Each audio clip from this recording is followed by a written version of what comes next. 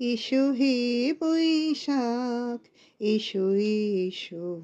বাংলা নববর্ষ বাঙালি প্রাণের উৎসব।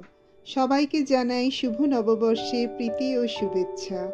বাংলা নববর্ষ বা পয়লা বৈশাখ বাঙালি জাতির একটি ঐতিহ্যবাহী উৎসব।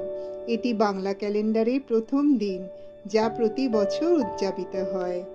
নববর্ষের সকালে বাঙালির ঐতিহ্যবাহী পোশাক লাল পেরে সাদা শাড়ি পরে ফেললাম।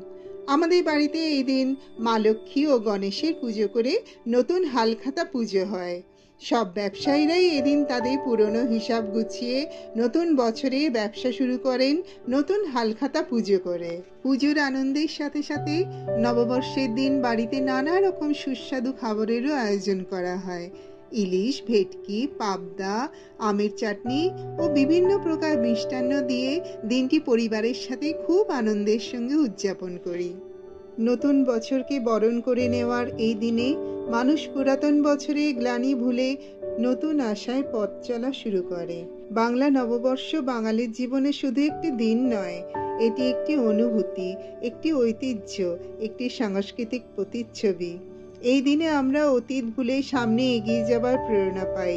তাই প্রতি বছর পয়লা বৈশাখ আসে আমাদের জীবনে নতুন সম্ভাবনা ও নতুন আশার বার্তা নিয়ে।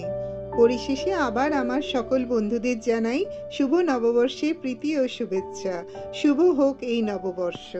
আমার ভিডিওটি ভালো লাগলে লাইক, কমেন্ট, শেয়ার করতে ভুলবেন না। যদি চ্যানেলটি নতুন দেখেন, প্লিজ সাবস্ক্রাইব করে দিয়ে পাশে থাকবেন। ধন্যবাদ।